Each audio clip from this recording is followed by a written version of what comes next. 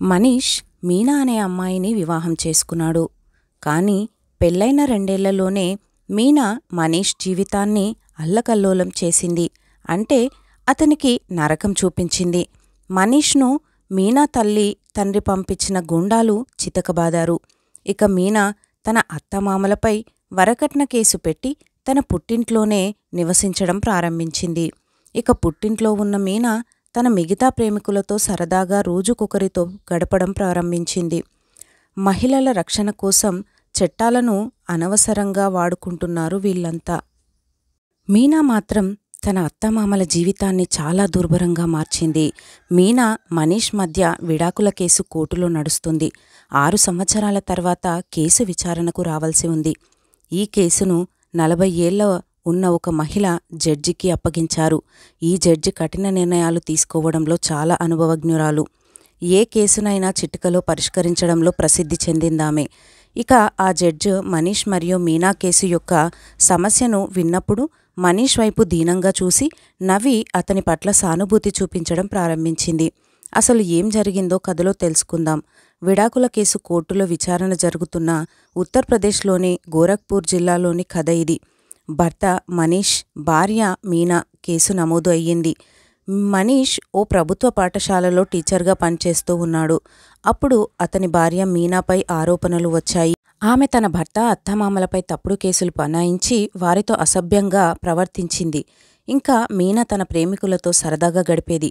అలాగే మహిళా రక్షణ చట్టాలను అనవసరంగా వాడుకుంది. వాటి సహాయంతో అత్తమామలను వేధించింది. 6 సంవత్సరాల తర్వాత ఈ కేసు వచ్చినప్పుడు ఒక కఠినమైన జడ్జి దగ్గరికి వచ్చింది. ఆమె చాలా లోతుగా అధ్యయనం చేసి ఫైల్ని చదివినప్పుడు వారి కథ మొత్తం అర్థం చేసుకోవటానికి ప్రయత్నించింది. ఆ జడ్జి మనీష్ని చూసి చిరునవ్వు నవ్వి, మీరు టీచర్, మీరు పిల్లలకు పాఠాలు బోధిస్తారు, కానీ మీ చేష్టలు చూస్తే మీరు టీచర్ల అనిపించరు అంది. జడ్జి చేసిన ఆ వాక్యాలతో కొత్త ట్విస్టు తీసుకురావడంతో ఆ కేసు మరో దిశలో కదలడం మొదలయ్యింది. ఆ తర్వాత కథలు ఏం జరిగిందో తెలుసుకుందాం. అప్పుడు మనీష్ జడ్జితో ఇలా అన్నాడు. జడ్జ్, నేను టీచర్ని, పిల్లలకు చాలా చక్కగా బోధిస్తాను, కానీ నా గురించి ఎందుకు ఇలా మాట్లాడుతున్నారు అని అన్నాడు. మీరు తనని కొట్టారని, వేధిస్తున్నారని, కనీసం కుటుంబ సభ్యులకు కూడా గౌరవించడం లేదని మీ భార్య ఫిర్యాదులో రాసింది. ఆమె బంధువుల్లో ఒకరు మీ ఇంటికి వచ్చినప్పుడు మీరు వారిని తరిమేశారు.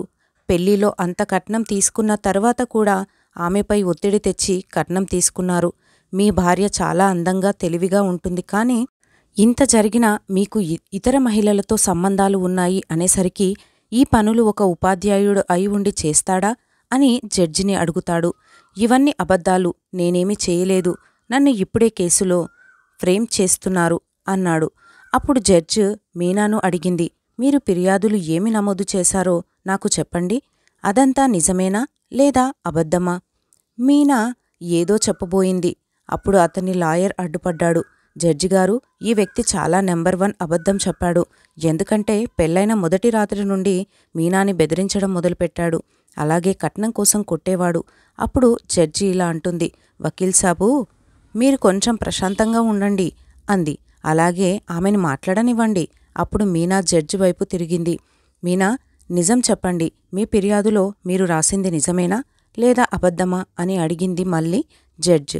అప్పుడు మీనా ఆత్మవిశ్వాసంతో, మేడంగారు, నేను కంప్లైంట్లో ఏమైతే రాశానో ఆ విషయం నిజం, నేను అబద్ధం చెప్పడం లేదు. అప్పుడు జడ్జి తల అడ్డంగా ఊపి, సరే అయితే ఒక విషయం చెప్పండి. మీ భర్త మిమ్మల్ని చాలా కొట్టారని, మీ చేయి కూడా విరిగిపోయిందని మీరు మీ ఫిర్యాదులో రాశారు కదా, మరి ఏ చెయ్యి విరిగిపోయింది, కుడి చెయ్యా లేదా ఎడమ చెయ్యా అని అడిగింది. మీనా వెంటనే సమాధానమిస్తుంది, మేడంగారు, నా కుడి చెయ్యి విరిగింది. అప్పుడు జడ్జి సీరియస్గా గట్టి స్వరంతో చెప్పారు, మీనా, మరోసారి ఆలోచించి ఏ చెయ్యి విరిగిందో చెప్పండి అని అంది. మీనా మళ్ళీ అదే చెయ్యి అని గట్టిగా చెప్పింది. నేను చెప్పేది నిజమే, నా కుడి చెయ్యి విరిగిపోయింది. అప్పుడు జడ్జి, ఒక విషయం చెప్పండి, మీ కుడి చెయ్యి ఏది? అప్పుడు మీనా కొంచెం ఆలోచించి, మేడంగారు, ఈ చెయ్యి విరిగిపోయింది అని తన ఎడమ చేతిని చూపించింది. నవ్వుతూ ఉన్న జడ్జి, మీనా, మీరు చూపిస్తున్నది ఏ చెయ్యో తెలుసా? కుడి చెయ్యి కాదు, ఎడమ చెయ్యి చూపిస్తున్నారు అన్నది. అది విన్న మీనా కంగారుపడి, అవును మేడంగారు, నాకు గుర్తులేదు అని అంటుంది. జడ్జి సీరియస్ స్వరంతో, చూడు, ఒక వ్యక్తి చెయ్యి విరిగితే ఏ చెయ్యి విరిగిందో జీవితాంతం గుర్తుపెట్టుకుంటాడు. ఒక్క క్షణం కూడా ఆలోచించకుండా ఏ చెయ్యి విరిగిందో చెప్పగలరు. కాని మీరు మీ కుడి చెయ్యా లేదా ఎడమ చెయ్యా విరిగిపోయిందా అని కూడా మీకు గుర్తులేదు. ఆలోచించడానికి ఇంత సమయం ఎందుకు పడుతుంది? నేను ప్రశ్న అడగగానే వెంటనే జవాబు రావాలి కదా, అది కూడా సరైన జవాబు అని జడ్జి సీరియస్గా అంటుంది. అప్పుడు న్యాయమూర్తి మీనాను మీ చెయ్యి విరిగిన తర్వాత మీరు ఏ ఆస్పత్రికి వెళ్లారు అని అడిగారు. అప్పుడు మీనా కొన్ని క్షణాలు మౌనంగా ఉండి ఆ తర్వాత మేడంజీ నాకు ఆస్పత్రి పేరు గుర్తులేదు అని చెప్పింది. దీనిపై న్యాయమూర్తి మాట్లాడుతూ ఇది వింతగా ఉంది అన్నారు. చూడండి, మీ చేయి విరిగితే మీరు ఒకసారి కాదు చాలాసార్లు హాస్పిటల్కి వెళ్ళవలసి వస్తుంది కదా. మీరు చదువుకున్నారు, మీరు గ్రాడ్యుయేషన్ పూర్తి చేశారు, అప్పుడు మీకు హాస్పిటల్ పేరు గుర్తు ఉండాలి కదా అన్నారు. అప్పుడు ఆమె మేడం నాకు ఆసుపత్రి పేరు గుర్తులేదు అని చెప్పింది. మళ్ళీ సరే, మీరు ఇంటి నుండి ఆస్పత్రికి ఏ మార్గంలో వెళ్లారు అని అడిగింది జడ్జి మళ్ళీ. మేడం నాకు ఏ హాస్పిటల్కి వెళ్ళానో ఏ మార్గంలో వెళ్ళానో కూడా నాకు గుర్తులేదు అని అంది మీనా. సరే, ఇది మీకు గుర్తులేకపోతే పర్వాలేదు. అప్పుడు జడ్జి వెంటనే మనీష్ని ప్రశ్నించింది. మీనా కుటుంబ సభ్యులు మిమ్మల్ని కొట్టారని చిత్రహింసలు పెట్టారని మనీష్ మీ ఫిర్యాదులో పేర్కొన్నారు. మీనా కుటుంబ సభ్యులు మిమ్మల్ని కొట్టడం వల్ల మీ కాలు విరిగిందని మీరు ఫిర్యాదులో రాశారు. ఇదంతా ఎలా జరిగిందో మీకు గుర్తుందా లేదా, లేక మీరు కూడా అన్నీ మర్చిపోయారా అని జడ్జిగారు అడిగారు. అప్పుడు మనీష్ అన్నాడు, మేడంగారు నేను దీన్ని ఎలా మర్చిపోగలను, నాకు అన్నీ గుర్తున్నాయి. ఉదయం 9:30 అయ్యింది. నేను పాఠశాలకు వెళ్తున్నాను. మార్గమధ్యలో మీనా తండ్రి తమ్ముడు నన్ను అడ్డుకున్నారు. ఆ తర్వాత కొంతమంది వచ్చారు. మొదట నన్ను చూశారు, ఆ తర్వాత నన్ను కొట్టడం ప్రారంభించారు. కొంతమంది కర్రలతో నా కాలు మీద కొట్టడంతో నా కాలు విరిగింది. అప్పుడు నేను నేలపై పడిపోయి ఉండి బిగ్గరగా అరవడం ప్రారంభించాను. అప్పుడు మా గ్రామానికి చెందిన కొంతమంది నన్ను రక్షించడానికి పరిగెత్తుకుని వచ్చారు. వెంటనే మీనా తమ్ముడి తండ్రి ఇంకా కొంతమంది దుండగులు అక్కడి నుండి పారిపోయారు. ఆ తర్వాత మా సోదరి ఇంకా నా బావ నన్ను ఆసుపత్రికి తీసుకువెళ్లారు. అక్కడ డాక్టర్ శర్మ నాకు చికిత్స చేశారు. నెల రోజుల పాటు నేను మంచాన పడ్డాను. మా అమ్మ నన్ను చిన్న పిల్లాడిలా చూసుకుంది. ఇవన్నీ ఎప్పటికీ మర్చిపోలేను అని చెప్పి జడ్జి ముందు మనీష్ కన్నీటి పర్యంతమయ్యాడు. దేవుడికి ధన్యవాదాలు, మీరు ఆ రోజు ప్రాణాలతో బయటపడ్డారు. లేకపోతే మా నాన్న మిమ్మల్ని బ్రతకనిచ్చేవారు కాదు అని వెంటనే మీనా ఎదురు చెప్పింది. మీరు అలానే చూస్తూ ఉండండి, మీ పరిస్థితి ఇంకా ఘోరంగా ఉండబోతుంది అన్నది. సరిగ్గా అప్పుడే మీనా లాయర్ ఆమెను మౌనంగా ఉండమని చెప్పాడు. అలాగే నువ్వు నోరు మూసుకొని ఉండు అని కోపంగా చెప్పాడు. జడ్జి ముందు మీరు ఏం మాట్లాడుతున్నారు అని మీనా లాయర్తో జడ్జి ఇలా అన్నాడు. మీరు తనని మాట్లాడనివ్వండి. మీరు మధ్యలో ఎందుకు మాట్లాడుతున్నారు? మీరు మధ్యలో రాకపోతే ఈ కేసు క్షణాల్లో పరిష్కరించేదాన్ని. మీ వల్లనే నేను ఈ విషయాలను పొడిగించవలసి వస్తుంది అని జడ్జి కోపంగా అన్నారు. అప్పుడు సత్యాలను అబద్ధాలను గుర్తించడానికి మరికొంత సమయం పడుతుంది. అప్పుడు లాయర్ చేతులు జోడించి క్షమాపణలు చెప్పారు. అప్పుడు జడ్జి మనీష్ను మీనాను అడిగారు, ఒక విషయం చెప్పండి, మీ ఇద్దరి మధ్య గొడవకు అసలు కారణం ఏంటి? మీ మధ్య గొడవకు ఎందుకు గొడవ జరిగింది? అప్పుడు మీనా మేడం, నా భర్త గవర్నమెంట్ మాస్టరు. అతను గవర్నమెంట్ జాబ్ చేస్తున్నాడు. అతని జీతం సుమారు 65,000. కానీ అతను నాకు నెలకు ₹1 కూడా ఇవ్వడు. ఇంకా నా బంధువులపై అవమానంతో ఉంటాడు. ఎప్పుడూ వాళ్ళ బంధువులని ఇంటికి వస్తే మాత్రం వాళ్లను గౌరవించి డబ్బు ఖర్చు పెడతాడు. సరే, అదంతా నాకు అభ్యంతరం లేదు. కానీ నాకు పెళ్ళయింది. వాళ్ళు నన్ను కొట్టారు. ప్రతిరోజు నన్ను చాలా వేధించారు. ఇదంతా నేను భరించలేకపోయాను. నన్ను పెళ్లి చేసుకుంటే వాళ్లకు నేను బానిసనా అని అడిగింది. అప్పుడు జడ్జి మనీష్ని అడిగాడు, అసలు మీ ఇద్దరి మధ్య గొడవకి కారణమేంటో, అలాగే మీనా బంధువులను ఎందుకు గౌరవించలేదు చెప్పండి.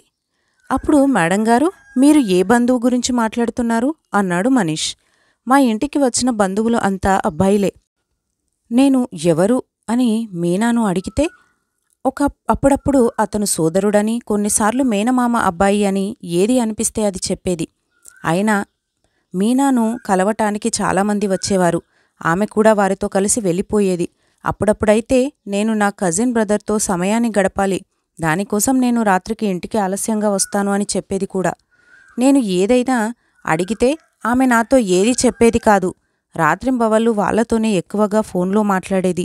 నేనేమి చిన్న పిల్లవాడిని కాదు, నా భార్య కుర్రాళ్లతో ఏం చేస్తుందో తెలుసుకోకపోవటానికి. నేను ఏదైనా మంచి చెప్పినప్పుడు ఆమె నాకు విరుద్ధంగా చెప్పేది. ఆమెకు నా మీద కోపం వచ్చేది. నా కుటుంబాన్ని చంపేస్తానని బెదిరించేది. నేను నా భార్యకు ఉన్న ఇలాంటి ప్రవర్తన కారణంగా చాలా కలత చెందాను మేడం. 6 ఏళ్లుగా కోర్టు చుట్టూ తిరుగుతున్నాను. నా జీవితమంతా నాశనమైపోయింది.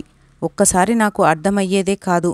నేను నా కుటుంబాన్ని, నా తల్లిదండ్రులను చూసుకోవాలా, నా పని నేను చేసుకోవాలా, లేదా కోర్టుకు వెళ్ళాలి?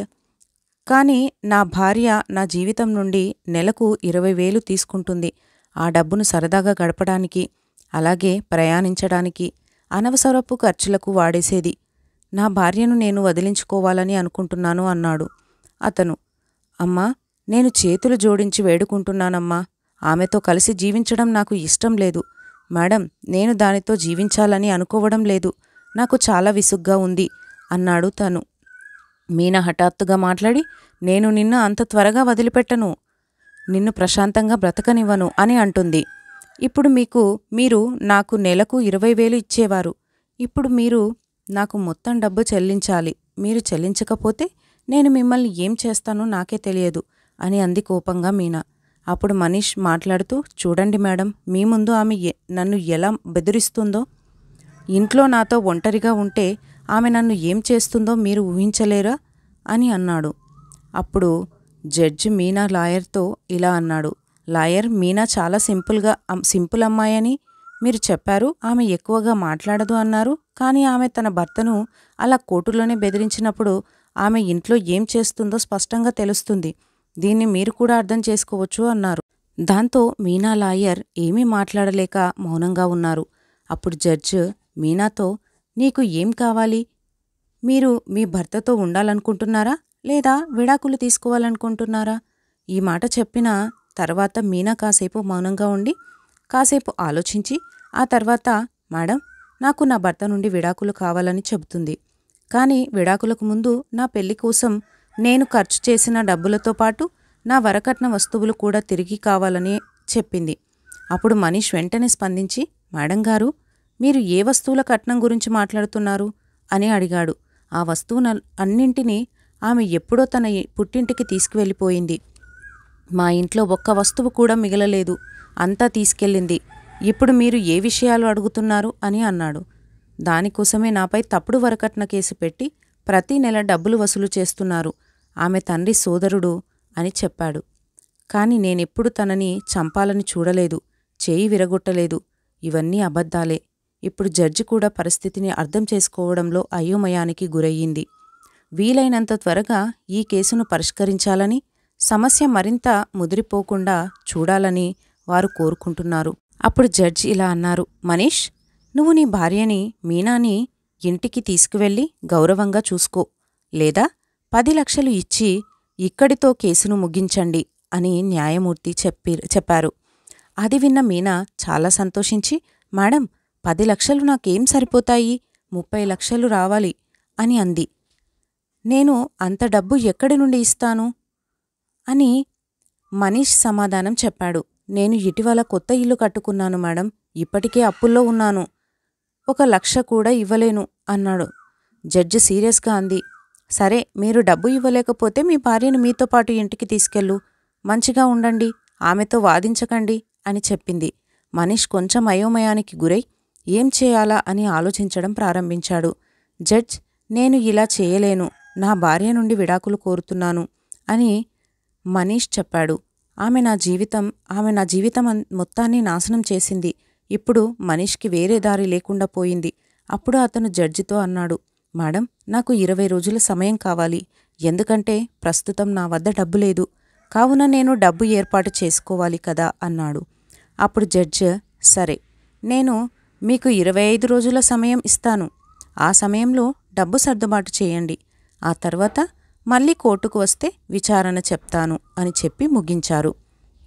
సాయంత్రం కావడంతో కోర్టు కార్యకలాపాలు ముగియడంతో అందరూ తమ కుటుంబ సభ్యులు న్యాయవాదులతో కలిసి కోర్టు నుండి బయటకి రావడం ప్రారంభించారు. మనీష్, మీనా కోర్టు నుండి బయటకి రాగానే మీనా మనీష్ ముందు నిలబడి అతనిని బెదిరించడం, అతనితో మాట్లాడడం ప్రారంభించింది. అదే సమయంలో జడ్జి కూడా తన కారులో తన క్వార్టర్స్ వైపు వెళ్తున్నారు. అప్పుడు ఆమె చూపు మనీష్పై పడింది. కోర్టు మెట్లపై కూర్చున్న మనీష్ మరియు మీనా ని వారు చూశారు. మనీష్ అత్తగారు అతన్ని పై అరుస్తూ ఉండడం గమనించింది. ఇక జడ్జి కారుని మనీష్ వద్దకి తీసుకెళ్లమని చెప్పాడు. నేను ఆమెతో మాట్లాడాలి. డ్రైవర్ కారు నడుపుతూ మనీష్ దగ్గర ఆపాడు. జడ్జి తన కారు గ్లాసుని కిందకు దింపి నిశ్శబ్దంగా మీనా మాట్లాడే మాటలను వింటూ ఉంటుంది. మనీష్తో మాట్లాడుతూ, మీరు జడ్జి ముందు నన్ను అవమానిస్తున్నారు. ఇప్పుడు నేను మీ నుండి 30 లక్షలు డిమాండ్ చేశాను. కానీ వచ్చేసారి నేను కోర్టుకు వెళ్ళినప్పుడు మీరు ఇవ్వకపోతే 50 లక్షలు అడుగుతాను. కాబట్టి నేను మీ ఇంటిని అమ్మి మరీ నేను మీ నుండి డబ్బు తీసుకుంటాను. జడ్జి మీనా మాటలు విని కోపంగా అన్నది. మీరు ఇప్పుడు ఇక్కడ ఏం చేస్తున్నారు? జడ్జిని కారులో చూసిన మీనా మౌనంగా ఉండిపోయింది. తల్లిదండ్రులు సోదరితో కలిసి పుట్టింటికి వెళ్ళింది. ఆమె మనీష్ మాత్రం మెట్లపై కూర్చున్నారు. ఏం జరిగిందని జడ్జి అమిత్ని ప్రశ్నించారు. అప్పుడు అమిత్ తల వంచుకొని, మేడంగారు, నేను నా జీవితంలో చాలా అలసిపోయాను. నేను ఆమెకు చాలా వివరించడానికి ప్రయత్నించాను. కానీ ఆమెకు ఏమి జరిగిందో నాకు తెలియదు. దయ్యం పట్టినట్టు ప్రవర్తిస్తూ ఉంది. ఆమె ఎప్పుడూ ఫైటింగ్ మూడ్లోనే ఉంటుంది. నా మాట ఎప్పుడు వినదు. మళ్ళీ కోర్టుకి వచ్చేసరికి ఏం చేస్తుందో చెప్పింది. ఆమె నా నుండి 50 లక్షలు డిమాండ్ చేస్తుంది. ఇదంతా విన్న జడ్జి మనీష్తో, చూడు మనీష్, నువ్వు చాలా మంచి అబ్బాయివి. అలాంటి కేసులు మన సమాజంలో తరచూ వస్తుంటాయి. కొన్నిసార్లు భర్త తన భార్యతో కలత చెంది విడాకులు తీసుకుంటాడు. కొన్నిసార్లైతే భార్య తన భర్తతో కలత చెందుతుంది. కానీ నేను మీ కేసును జాగ్రత్తగా చదివాను. మీరు వీలైనంత త్వరగా డబ్బును సర్దుబాటు చేయడం ద్వారా మీ భార్యను, మీనాను వదిలించుకోవాల్సిన అవసరం ఉంటుంది. లేదంటే మీకు ప్రాబ్లం జరుగుతుంది. మీరు ఆమెతో ఉండాలని నిర్ణయించుకుంటే మీ జీవితం ఎలా నాశనమవుతుంది. నాకు తెలిసి మీరు ముందుకు వెళ్ళలేరు అని అనగానే మనీష్ జడ్జితో ఏకీభవించి, మేడం, మీరు చెప్పినట్లే చేస్తాను అని చెప్పాడు. కొన్ని రోజుల తర్వాత మనీష్ తన తల్లిని చికిత్స కోసం ఆస్పత్రికి తీసుకెళ్లాడు. అది ఆదివారం కావడంతో జడ్జి కూడా చెకప్ కోసం ఆస్పత్రికి వచ్చారు. ఎందుకంటే ఆమెకు బీపీ, షుగర్ సమస్యలు ఉన్నాయి. ఆస్పత్రిలో జడ్జిని చూసిన మనీష్ ఆమె వద్దకు పరిగెత్తారు. ఆమె కూడా అతన్ని గుర్తుపట్టి, మనీష్, మీరు ఇక్కడ ఏం చేస్తున్నారు? ఎవరిని తీసుకొచ్చారు అని అన్నది. మేడంగారు, మా అమ్మని ఎప్పుడూ అనారోగ్యంతో ఉండదు. కాబట్టి నేను ఆమెను తరచూ ఆస్పత్రికి తీసుకువస్తాను. ఈరోజు కూడా ఇక్కడ అడ్మిట్ అయ్యారు మేడం అని చెప్పాడు. నాకు కోర్టు హియరింగ్కి కొంత సమయం కావాలి. ప్రస్తుతం నా వద్ద డబ్బు లేదు. నేను ప్రయత్నిస్తున్నాను. దీనికి కొంత సమయం పడుతుంది అన్నాడు. అప్పుడు జడ్జి సీరియస్గా చెప్పారు, మనీష్, చూడు, ఇక్కడ ఆస్పత్రిలో ఉన్నాము. కాబట్టి ఇక్కడ అలాంటి విషయాల గురించి మాట్లాడకూడదు అని చెప్పింది. అప్పుడు ఆమె, మేడం, మీకేం కావాలి? నేను నా భార్యతో ఉండాలా లేదా ఆమెను విడాకులు ఇచ్చేసేయాలా అని అడిగాడు. చూడండి, ఇది మీ ఇద్దరి మధ్య ఉంది. నేనేం చెప్పలేను. మీకు ఏది కరెక్ట్ అనిపిస్తే అది చేయండి. దీని తర్వాత జడ్జ్ ఆస్పత్రి లోపలికి వెళ్ళిపోయింది. మనీష్ తన తలపై చేయి వేసి నిశ్శబ్దంగా కూర్చున్నాడు. సమయం గడిచిపోతుంది. మరియు 15 నుండి 20 రోజుల తర్వాత కోర్టుకు హాజరు కావాల్సిన సమయం కూడా వచ్చేసింది. ఈసారి మనీష్ జడ్జి ముందు 10 లక్షల చెక్కు మీనా చేతికి ఇవ్వడంతో విషయం అక్కడితో ముగిసింది. ఇది ఆధారంగా వారి కోర్టులో విడాకులు తీసుకున్నారు. ఇక విడాకులు తీసుకున్న 10 రోజుల తర్వాత 10 లక్షలతో మీనా మరో పెళ్లి చేసుకుని అత్తారింటికి వెళ్ళింది అన్న వార్త తెలిసి మనీష్ గుండె పగిలిపోయింది. కానీ అతను ఏం చేయగలడు? ఇప్పుడు తన తల్లిదండ్రులకు సేవ చేస్తున్నాడు. కొత్త జీవితాన్ని ప్రారంభిస్తున్నాడు. భార్యాభర్తల మధ్య చిన్న చిన్న విషయాలే పెద్ద పెద్ద తగాదాలుగా కారణమయ్యే ఇలాంటి పరిస్థితులు మన సమాజంలో తరచూ కనిపిస్తూ ఉన్నాయి. చాలాసార్లు స్త్రీలు తమ భర్తల మాట వినకుండా తమ ఇష్టానుసారంగా నడుచుకుంటారు. కొన్నిసార్లు పురుషులు కూడా తమ భార్యలు చెప్పే విషయాలు విస్మరిస్తారు. నేటి సమాజంలో విడాకులు జరిగినా అవి ఏదో ఒక అపార్థం లేదా సంఘర్షణ కారణంగానే జరుగుతున్నాయి. భార్యాభర్తలు తెలివిగా, ఓపికగా వ్యవహరించాలి. ఇద్దరి మధ్య గొడవ జరిగితే ప్రశాంతంగా అర్థం చేసుకోవాలి. లేదంటే ఇద్దరి జీవితంలో పెద్ద వివాదం తలెత్తి అంతిమంగా సర్వం నాశనం అవుతుంది. థ్యాంక్ యూ ఫ్రెండ్స్, చివరి వరకు చూసినందుకు ధన్యవాదాలు. అలాగే మీకు గనక ఈ స్టోరీ నచ్చినట్లయితే ఇప్పుడే నా ఛానల్ని సబ్స్క్రైబ్ చేసుకోండి.